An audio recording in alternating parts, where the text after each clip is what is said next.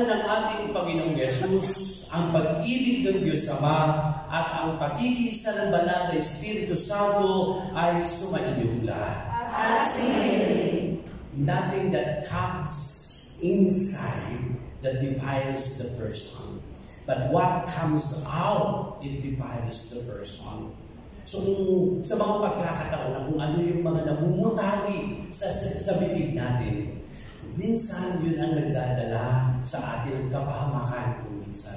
What are we saying? What are we expressing to others? Are we bringing good news or bad news? It is about development or about destruction.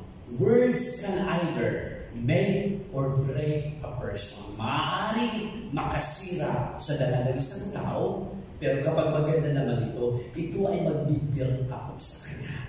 Sa mga pagkakataon po na hindi natin napigilan na kapag salita tayo, kinawala tayo sa sarili natin, at yung mga namutawi sa bibig natin ay nagdulot ng kasiraan ng relasyon mula sa atin hanggang sa mga mahal natin sa buhay na nagdulot na sila lumayo mula sa atin. Pagsisihan natin ito at hingin natin ang kanyang kapatawaran at awa. Inaamin ko sa makapagpapalit ng Diyos at sa inyo mga kapatid na lubha akong nagkasala sa isip, sa salita at sa gawa at sa aking pagkukulang. Kaya sinasamo ko sa mga nagdaring Maria, sa lahat ng mga anghel at mga banal, at sa inyo mga kapatid na ako'y panalangin sa Panginoong aking Diyos. Kaawaan tayo ng makapangyarihang Diyos, patawarin tayo sa ating mga kasalanan at patnubayan tayo sa buhay na walang hanggan. Amen.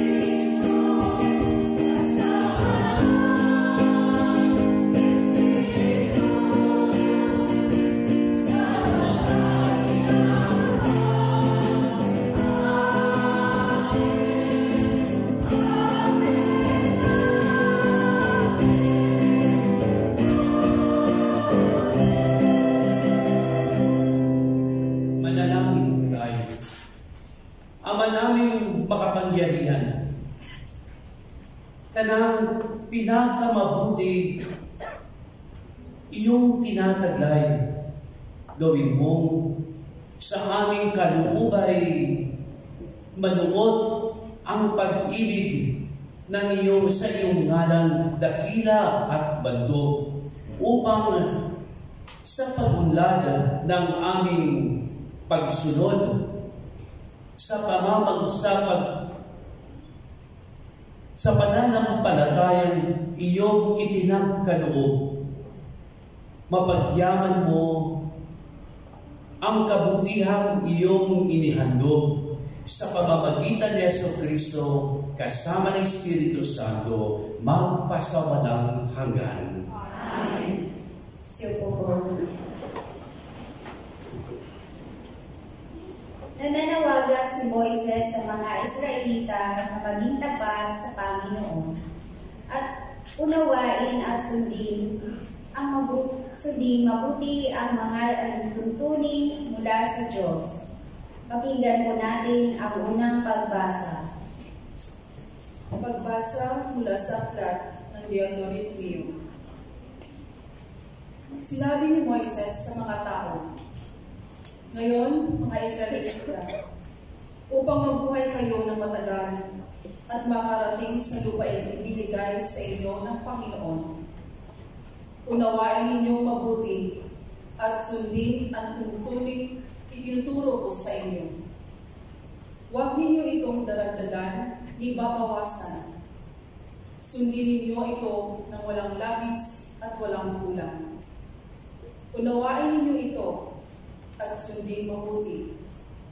Sa gayon, makikita ng ibang bansa ang inyong karunungan at tawag ng pag-unawa. Sa gayon, hindi nila mapipigilang sabihin ang ganito. Ang bansang ito ay matalino at may malawak na pagkaunawa. Sinong Diyos ng ibang bansa ang handang tumulong anumang oras liban sa Panginoon? Aling bansa ang may tuntuning kasingina ng mga tuntuning ibinigay ko sa inyo ngayon? Ang salita ng Diyos. Salamat sa Diyos. Sino kayang tatanggapin sa templo ng Panginoon natin? Sino kayang tatanggapin sa templo ng Panginoon natin? Yaong mga masunurin na sa iyo ay nakikinig at ang laging ginagawa'y naaayon sa matuwid. Kung mangusap ay totoo sa lahat ng bawat saglit, yaong gawang paliniray, hindi niya na inaiisip. Sino kayang tatanggapin sa templo ng Panginoon natin? Kailanman siya'y tapat makisama sa kapwa. Sa kanyang kaibigan, wala siyang maling gawa. Hindi siya nagkakalat ng di tunay na balita at itinatampok niya ang matapat sa lumikha. Sino kayang tatanggapin sa templo ng Panginoon natin? Hindi siya humingi ng patubo sa pautang. At kahit na anong gawin, hindi siya nasusubukulan. Upang yaong walay salan, patawan ng kasalanan, ang ganitong mga tao, pag-aani ng tagumpay. Sino kayang tatanggapin sa templo ng Panginoon natin? Kalooban ng Diyos na matapat na iligtas tayo sa pamamagitan ng Kanyang salita. May kapangyarihan ang salita ng Diyos sa ating buhay kung nagbubunga ito ng mga mabubuting gawa.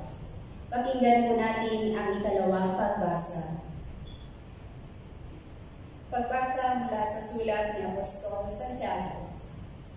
Mga kapatid, bawat kaloob na mabuti at ganap ay buhat sa langit, mula sa Ama na lumikha ng mga tanglaw sa langit. Hindi siya nagbabago. Hindi niya tayo iniiwan o binabayaan man sa dilim. Niloob niyang tayo'y maging anak niya sa pamamagitan ng salita ng katotohanan upang matangin tayo at maging higit sa lahat ng kanyang mga ilalaki. Buong pagpapakumbabang tanggapin ang salita ng Diyos na natanim sa inyong puso. Ito ang makapagliligtas sa inyo. Mamuhay kayo ayon sa salita ng Diyos. Kung ito'y pinakikinggan lamang ninyo, ngunit hindi isinasagawa, dinadaya ninyo ang inyong sarili. Ganito ang pagka-religyoso na minarapat at pinalulugdan ng ating Diyos at Ama. Tulungan ang mga ulila at mga babaeng balo sa kanilang kahirapan at ingatan ang sarili na huwag mahawa sa kasamaan ng sanlibutan ito. Ang salita ng Diyos. Salamat sa Diyos.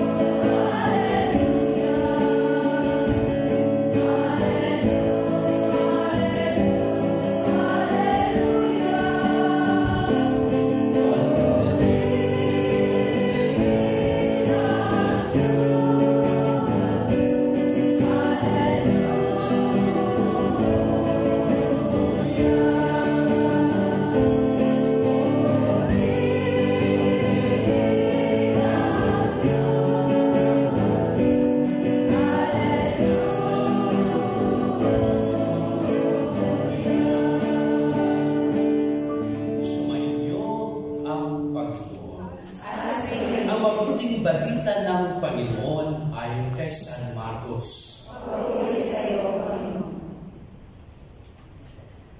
Noong panahon iyon, may mga Pariseo at ilang iskribang galing sa Jerusalem na lumapit kay Jesus. Nakita nila na ang ilan sa mga alagad ni Jesus ay kumakain nang hindi muna naghuhugas ng kamay sa paraang naaayon sa turo ng minana nila. Ang mga Hudyo, lalo na ang mga Pariseo, ay hindi kumakain hanggat hindi nakapaghuhugas ng kamay ayon sa mga turong minana nila sa kanilang mga ninuno. Hindi rin sila kumakain ng anumang galing sa palengke nang hindi muna ito hinuhugasan. At marami pang ibang minanang turo ang kanilang sinusunod tulad ng tanging paraan ng paghuhugas ng mga inuman, ng mga saro, ng mga sisidlan ng tanso, at mga higaan. Kaya tinanong ni Jesus ang mga Pariseo at mga eskriba, bakit hindi sumusunod ang mga alagad mo sa mga turo ng ating mga ninuno? Kumakain sila nang hindi man lamang naghuhugas ng kamay ayon sa paraang iniutos. Sinagot sila ni Jesus, tama ang hula ni Isaías tungkol sa inyo. Mapagpaimbabaw nga kayo, gaya ng kanyang isinulat. Paggalang sa handog sa akin ng bayan ko'y paimbabaw lamang, sapagkat sa bibig at hindi sa puso ito bumubukal. Pagpurit, pagsambang ginagawa nila'y walang kabuluhan. Ang utos ng tao ay itinuturong utos ng may kapal. Winawalang kabuluhan na ninyo ang utos ng Diyos at ang sinusunod ninyo'y ang turo ng tao. Muling pinalapit ni Jesus ang mga tao at sinabi sa kanila, makinig kayong lahat at unawain ang aking sasabihin. Hindi ang pumapasok sa bibig ng tao ang nakapagpaparumi sa kanya sa mata ng Diyos, kundi ang mga nagmumula sa kanya. Sapagkat sa loob, sa puso ng tao, nagmumula ang masasamang isipang nag-uudyok sa kanya na makiapid, magnakaw, pumatay, manganunya, mangimbot, at gumawa ng lahat ng kabuktutan tulad ng pandaraya, kahalayan, pagkainggit, paninirang puri, kapalaluan, at kahangalan. Ang lahat ng ito'y nanggagaling sa puso ng tao at siyang nagpaparumi sa kanya. Ang mabuting balita ng Panginoon. Pinupuri ka namin, Panginoon Jesucristo.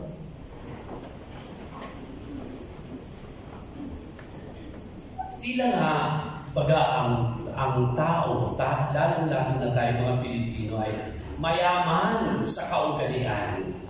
Mayaman sa maraming sinasabi niya superstitious belief. Mayaman sa kaugalian, katulad ng pagmamano. Wala ito sa ibang kultura. Tayo lang ang merong ganon. Kahit na unti-unting naglalako ang ganitong klase ng kaugalian. Yung pakimkim na sinasabi. Kapag ikaw ay dumalaw doon sa mga ninong at ninang, kapag panahon ng Disyembre, ay may mga pakimkim. Kapag piyestahan, may pabangon. Sabi nga, uwi na po ako, pare, uwi na po ako, mare, uwi na po ako.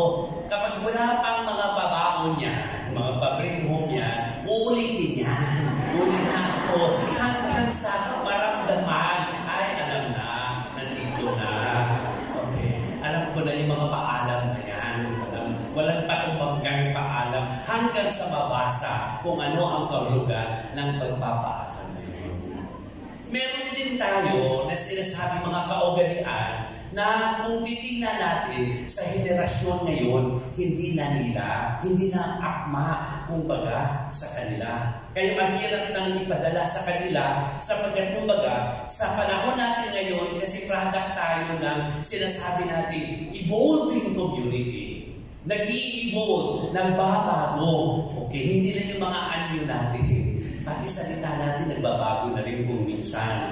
Nag-adulterated na nga yung mga salita natin. Na nagtataka kapag umuwi tayo, bakit ganito na yung punto ng pananalita natin? Hindi na nila maintindihan ito. So, nagkahalo-halo na yung mga bagay-bagay sa ating kultura. Bago kanina sabi ko, ano yung kaugalian, dala-dala ninyo na hanggang ngayon ay taglay nyo pa sa panahon daw ng kasal. Sinasabi, yung bago umakyat, yung bride, pumasok sa reception, ay kailangan muna nilang uminom ng tubig na may bigas at may asin para parati daw silang magsasama. Tapos kukuhanin ng suklay, tapos i-stir ng suklay, tapos isusuklay dito sa kanilang mga buhok at i-stir ulit. Pagkatapos ipainom yung pinagawang suklay. Ay bakit kayo tumatawa? Ay yung ganyan. Yung bride parang ayaw uminom. Pero papipilitan siyang uminom kasi nga yun daw ang sinasabi ng mga matatanda natin. Sabi, para daw hindi kayo malasin. At pagdating doon, pakainin ka agad ng managkit katulad ng bigo nang sa gano'n ay managkit parati ang pagsasama nila sa isa't isa. Maganda yun yung managkit, yung mga hilit, parang applicable hanggang ngayon. Okay? Siguro ay kung applicable pa ba yung supply. Kasi tayo, kahit nandito na tayo sa Hong Kong, dala-dala pa rin natin yung mga kaugalian, nasanayan na natin doon sa ating mga bayan. Katulad na, sabi na, malinis talaga yung mga Pilipino sa Bisaya, limpyado. Kahit sa pagkain talaga, bukod sa hinuhugasan, pati pa, hinuhugasan sa kape. Bago kainin na lang, hugas ng hugas. Pagkatapos nagtaka yung mga kapatid dati, mga Chino dito, nahiya, bakit iniinom yung pinaghuhugasan? Diba? Ng kultura natin, di ba? Hindi naman pala malinis yung mga Pilipino, madumi din pala. Kasi yung pinaghugasan yung pala iniinom nila. Di ba? Yung mga sampurado, yung mga mahilig sa, yung mga Bisaya na tinughong, di ba? Yung sabaw, babasain yung tutong, pagkatapos para lumambot, at saka nakis-kisin ang kis-kisin. Akala ng mga tao naglilinis tayo ng kaldero, yung pala kinakain yung tutong, na mayroon sabaw. Kaya, di ba? Para wag daw tamarin yung tao, kaya kailangan magbalat siya ng buto. Ang dami mga kaugalian na ganyan. O dito naman tayo sa mga nakakatakot na mga kaugalian kapag may patay. Diba? Naranasan ko napunta ako ng Kalinga, Apayao. May namatay doon. At doon sa sadsata na yung sayawan ng sayawan hanggat hindi nalilibig yung patay. Walang humpay ang sayawan. Magkapulikan ka kay ano, halas! Sayaw na sayaw! Puro kaliwa yung baka mo sayaw kasi ang sinasabi nila kapag hindi ka sumayaw, ikaw ang sumusunod. Diba baka sayaw ka? Kahit hindi mo alam paano, sige, tugtog ka ba? Sayaw na sayaw. That's the culture of the sabi nga, when you are in Rome, be a Roman. Ay nandito tayo ngayon sa ating mga kapatid na Chino. Kaya we also embrace their culture. Puro na tayo noodles ngayon.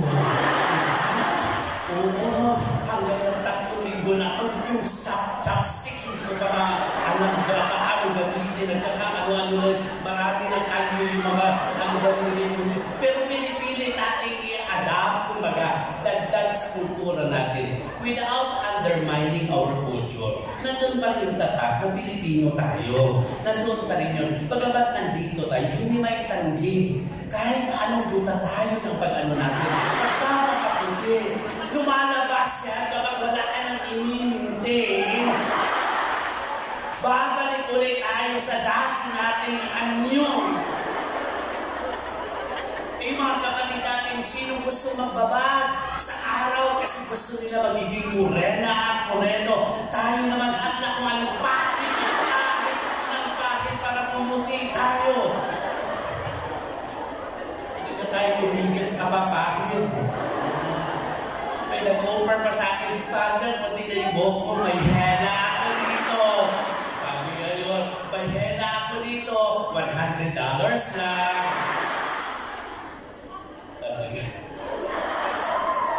Kung ano yung, di ba? Ay, bahagi ito. Bahagi ito ika ng pag-ulan natin. Today, we are celebrating Creation Day. Kasabay natin ang buong mundo, ang buong simbahan, ipinagdiriwang ang Creation Day.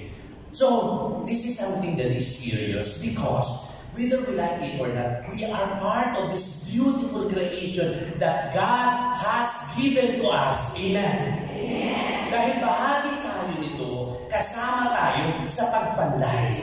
Hindi kasama tayo sa pagsira nito or destruction. Okay? There are many ways in constructing or development or developing a community, a good creation. Pero it has gone through processes. Ang dami. Nang dahil sa mga instance, ngayon, ang mga tao ay na magpagal. Ayaw nang tawag dito, ayaw na magtrabaho, lahat nila gusto ay papadali na lang ang lahat. Okay? So lahat ng mga ginagawa natin, it's all about, it depends. Dipindot na ng lahat. Magpainit ka ng tubig, pindot ka na lang dyan. Kahit na magpahid ka ng bihain mo, pipindutin mo na lang. Minsan nagpindot ako doon, nakalimutan ko kung ano yung pinindot ko. Ang init pala. Asyak ko. Mga napapala natin sa mga dipindot na yan. Anong gagawin mo? In the middle of the lift, you are on the 75th floor. Tapos nawala ng kuryente.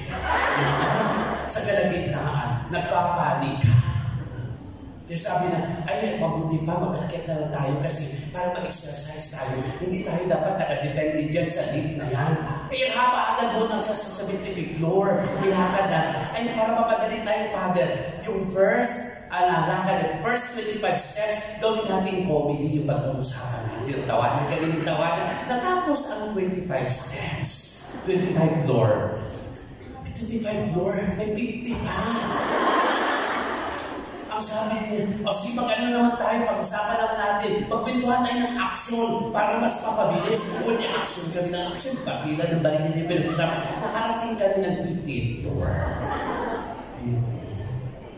Ay, maubusan tayo ng pwede. Ay, Father, horror naman para makarating tayo sa 75th floor. Horror yung pinag-uusapan namin. Nakarating kami sa wakas sa 75th floor. Ay, salamat sa Diyos. Okay? O ano naman, Father, may ikwinta ko sa ito'y nakakalungkot talaga. Sad story. Why? Naiwan po yung susi natin sa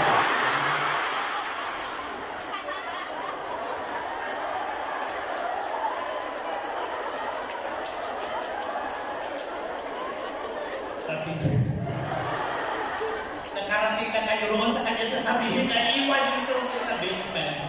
Yung hirap na hirap ka sa lahat ng ginawa mo. This is something serious, no? Yung iba, abala sa pagpapanday, paano pagandahin yung environment natin. Meron isang susulpot, sisirain niya. Sisirain niya yung pamilya. Kasi dito, hindi yung pumapasok sa atin yung lumalabas. May mga tao na sisirain niya yung pamilya. Kaya yung tatay ko noon, pag sinasabi, saan nagaling yung tinapay? Sa bakery 2 ni tatay. Kasi lahat ng mga niya, pinagtayo niya ng bakery. Yun yung unang business ng bakery. Kaya yung original na bakery kay nanay. May bakery 2 sa kapitbahay. May bakery 3, doon yun. Kasi nga na kapitbahay din yung tatay ko. So, may mga pagkakataon. Darating sa buhay, aalugin yung buhay, may darating sisira. Are you then prepared? Kasi baka iwanan mo ng lahat na ito. Nakatutok lang tayo doon sa mga sisira, iganap sa amin. And we are also part of this environment. Kung nagreklamo tayo sa sobrang init ng panahon at sa sobrang lamig ng panahon, maybe we are part of the fast-changing climate change now. Kasi tayo ay bahagi ng 4 na kinabibilangan ng mga pollution. Baka kasama tayo doon sa pollution ng water. Tapon tayo ng mga basura sa ilog. Mga anak ng Pasig naman kayo. Yung water pollution. Tapon tayo ng mga basura. Tapos sinasabi natin, malinis tayo. Sapagkat samantalang yung environment natin, ang dumi. At sila nagre-reklamo tayo sa yung paglaghat natin ng hangin. Umuwi ka ng Maynila. Nasa recto ka pala galing na sa airport. Tingnan mo yung ilong mo. Pulong-pulo na ng uso. Halos hindi ayaw mong huminga sapagkat yung air pollution. It pollutes us. Galing ka ng airport, super linis mo, pag-uwi mo, pagdating mo sa bahay ninyo, kailangan mong baligo, puro alikabok na yung katawan. And that is really being part of that. Maramdaman natin that time indeed has changed. Paano tayo? Paano pa natin pagyapanin? Sabihin natin, ay, bahala kayo dyan. Total, nandito na kami sa Hong Kong. Ano na kami, ligtas na kami. Wala kaming pakialam dyan. No, we are. We have. At kailangan din natin makialam dito sa mga pangyayari. Because change has to start from ourselves. We cannot say, we cannot give peace unless there is peace in our hearts. Because if our hearts are full of anger, diyan mabumula yung nagbibilang ka na kapag may tumawag sa inyo at sasabihin na, paano ba yung ginastos yung padala ko dyan? Di ba? Nagbibilang ka na nito. And then out of anger, puro lang kayo dependent, without even listening to what is happening there on the other side, on the other end of the communication of the line. What is happening there? And then on the other hand, they did not also understand what is also happening here. Anong pinagdadaanan ng mga tao na nandito, kumikilos, nagtatrabaho sila on the other hand, tumatanggap lang ito.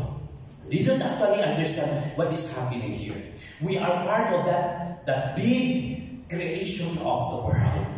No? So, sabi nga, change should come from within. Manggagaling sa atin ito. We cannot change the whole world. Sabi nga ni Mother Teresa, if you cannot feed the 100 people, the 100 children, magpakain ka ng isa.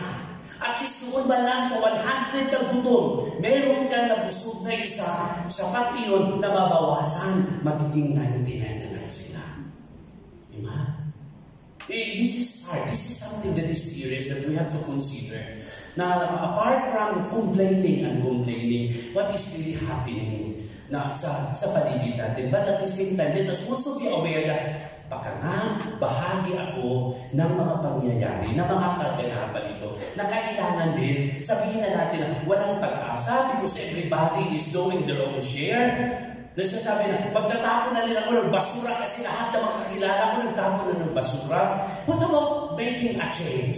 Simulan ko sa sarili ko. Sabi nga, maliit na bagay lang, yung basura mo, wag mo munang itapon, ilagay mo muna sa bulsa mo, maghanap ka ng klaro at eksaktong basurahan at doon mo ilalagay. Maliit na bagay ito. Malaki ito para sa Panginoon na tumitingin kung naging bahagi ba tayo ng ating mundo na ginagalawan. Kung bahagi tayo, din kumilos tayo para makatulong sa halip na makasira nito. Ito nawa ang magmulat sa ating kamalayan.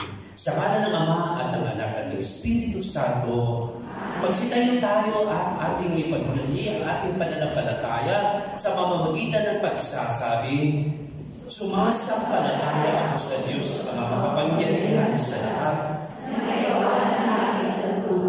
Sumasampalataya ako kay Kristo, isa na anak ng Diyos, Panginoon ng lahat. Nagkatawang tao siya at ng Espiritu Santo. Pinanganak sa Santa Maria Virgen. Pinagpas sa akin ito ang Pilato. Pinako sa krus ng kaya ibibig. Nanakaw sa kinaroonan ng aming mga. Nang marikatlong araw ng buhay ng pag-ibig.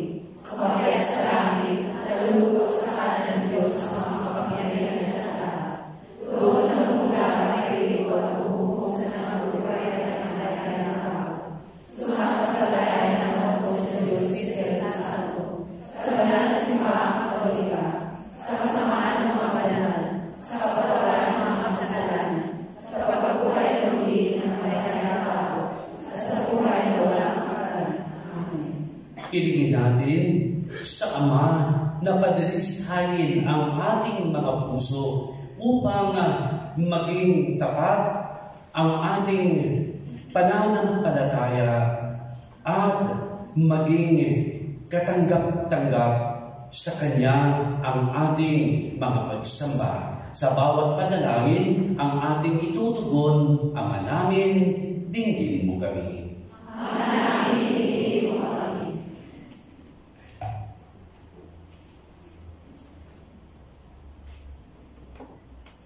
Maging tapat nawa at walang takot nawa ang mga pinuno ng simbahan sa pagpahayag at pagsasabuhay ng salita ng Diyos, kahit pa sa harap ng pambabatikos at pangsalungat ng ibang tao, manalangin tayo. Pagpanukala nawa ang aming mga mambabatas ng mga batas na naaayon sa kalooban ng Diyos, gumagalang sa karapatang pantao at makatulong Sa ikauunlad ng bayan, manalangin tayo. Maging totoo nawa ang bawat Kristiyano sa kanilang pagsamba sa Diyos, di lamang sa tradisyon, kundi sa kalooban na makikita sa pag-ibig at malasakit sa kapwa. Manalangin tayo. Mabigyang katarungan nawa ang mga manggagawang di na bibigyan ng sapat na sahod, ang mga biktima ng karahasan, ang mga pinatay dahil sa pananampalataya at ang iba pang inaapi dahil silang mga dukha. Manalangin tayo. Sikat nawa ng iyong walang hanggang ningning, Panginoon, ang mga kapatid naming lumauna. Manalangin tayo. Sa ilang sandali ng katahimikan, itaas natin sa Diyos ang ating pansariling kahilingan, gayon din ang mga taong lubos na nangangailangan ng ating panalangin. Lalo-lalo nang handog pa siya salamat sa biyayang natanggap ni Evangeline Lumabon at sa mga kahilingan para sa board exam, nursing board examination ni Ayla, ni Georgette at ni Donna Alexis. Manalangin tayo. Ang lahat ng ito ay idinudulog natin sa pamamagitan ni Jesucristo kasama ng Espiritu Santo magpasawalang hanggan. Amen.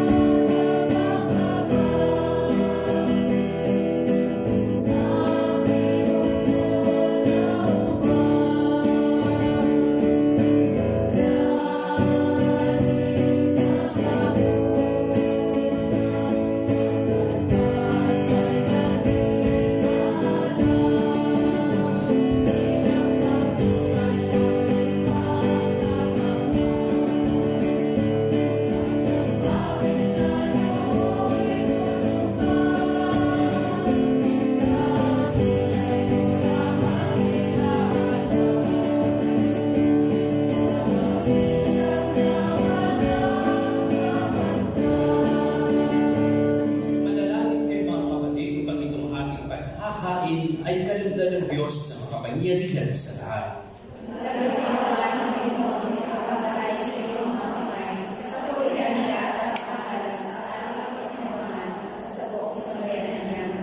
Ama naming lumikha, ang banal na paghahain ay lagi nawang magdulot ng iyong pagbabasbas na sa amin tumutubos upang ang ginagawa mo sa aming pagdiriwang ay maging lubos na pagkakaloob ng iyong pagmamahal sa pamamagitan ni Jesucristo kasama ng Espiritu Santo magpasawalang hanggan. Amen. Sumainyo ang Panginoon.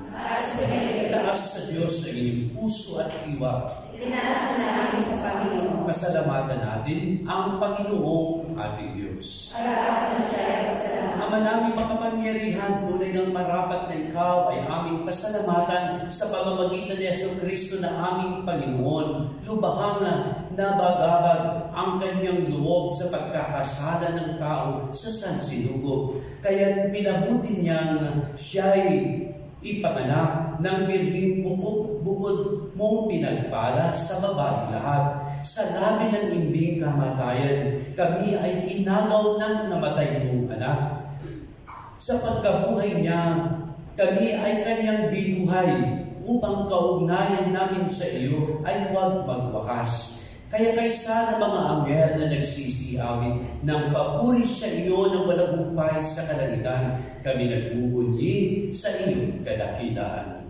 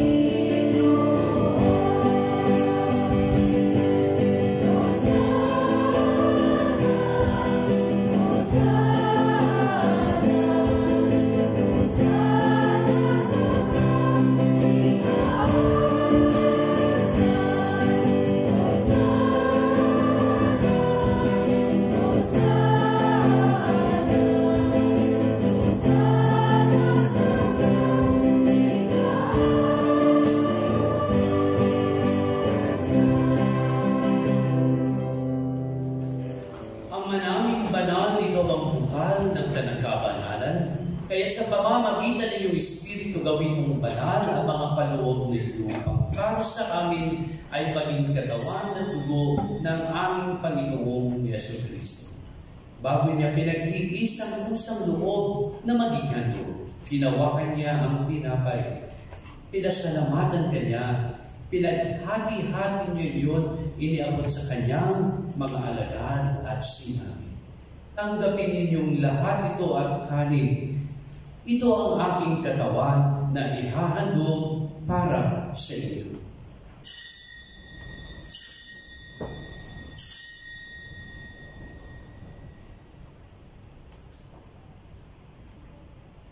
Gayun din naman nung matapos ang hapunan, hinawakan niya ang kalis. Muli kanyang pinasalamatan. Iniabot niya ang kalis sa kanyang mga alagad at sinabi, "Tanggapin ninyong lahat ito at inumin. Ito ang kalis ng aking dugo, ng bago at walang hanggang tipan. Ang aking dugo na ibubuhos para sa inyo at para sa lahat sa ikapagpapatawad ng mga kasalanan. Gawin ninyo ito sa pag-aalala sa akin."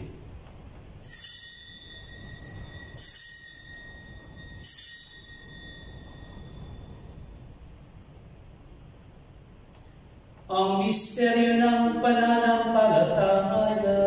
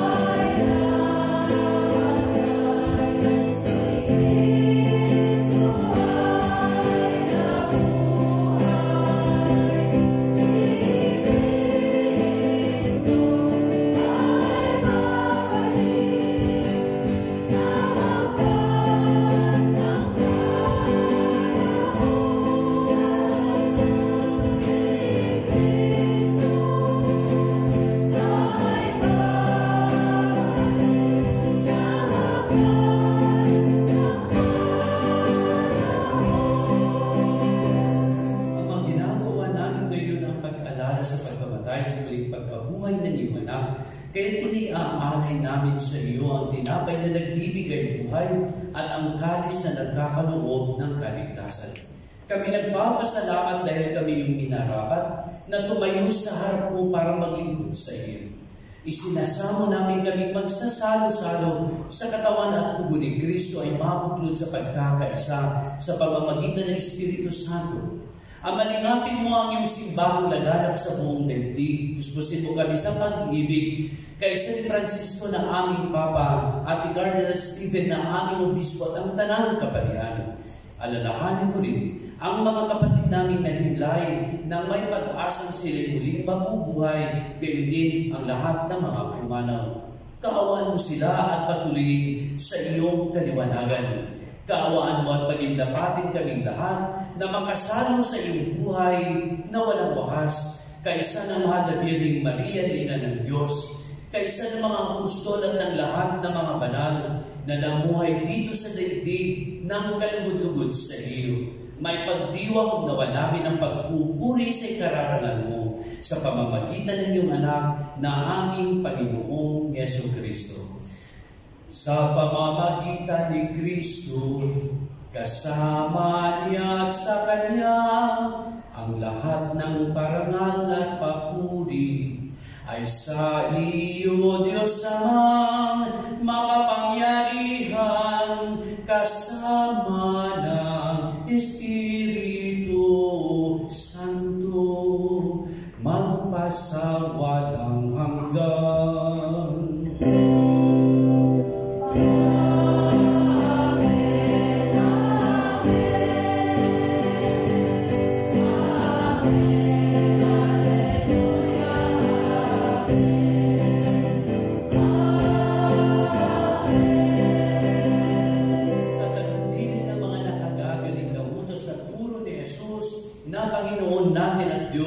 Ipahayag natin ng lakas loob.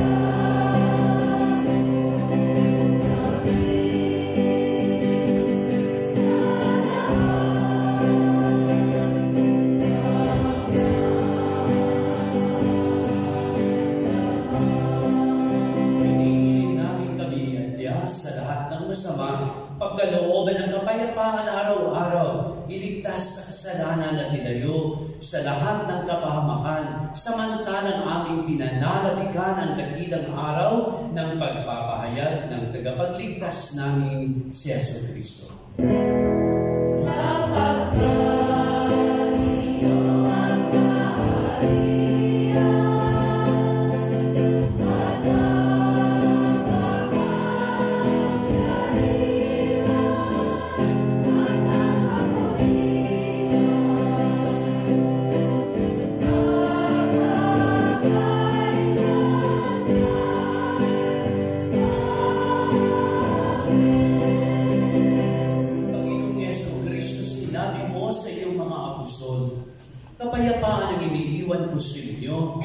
aking kapayapaan ang ibinibigay ko sa inyo. Tunghayan mo ang aming pananampalataya at huwag ang aming mga pagkakasala. Pagkalooban mo kami ng kapayapaan at pagkakaisa ayon sa iyong kalooban kasama ng Espiritu Santo magpasawalang hanggan.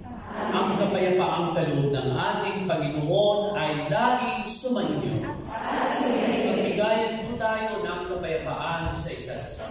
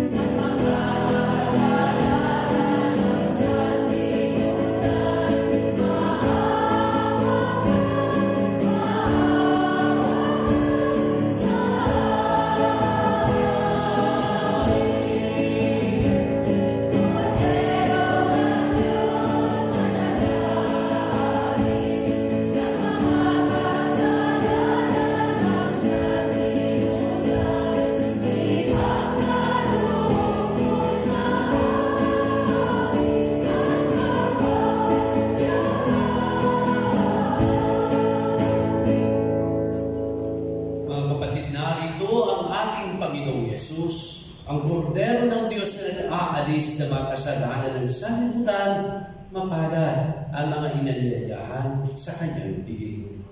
Panginoon, nilalapat ang pagpapagay sa iyo, ngunit sa salita ng nagagaling.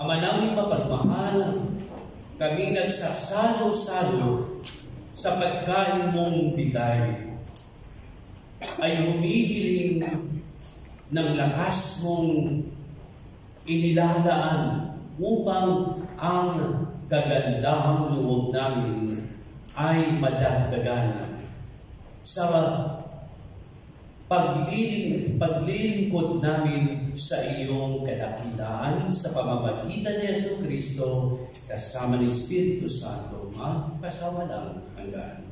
Amen. Magsiupo muna po para sa Eucharistia.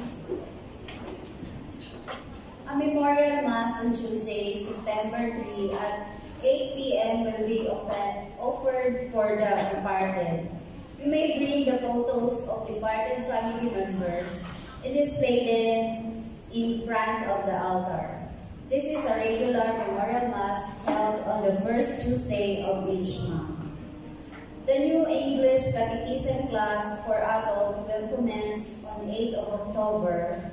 For details, please pick up a promotion card at the church entrance.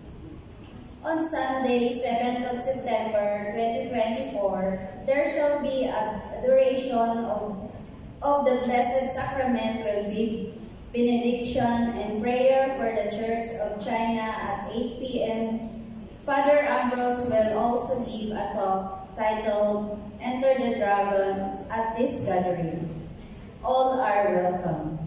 Last, Deacon Andrew priesthood ordination will be held on Sunday, 8th of September 2024 at 2:30 p.m. in the Cathedral of the Immaculate Conception. All are welcome to attend this Mass and share the joy together in God's love. Sitayo na po ang lahat. Sumainyo ang Panginoon. At sumainyo. Pagpalain kayo ng makapangyarihang Diyos, Ama, Anak at Espiritu Santo. Amen. Na ihandog natin ang banal na pagdiriwang na ito. Umayo tayong naglay ang kapayapaan at pag-ibig ni Kristo. Salamat sa Diyos.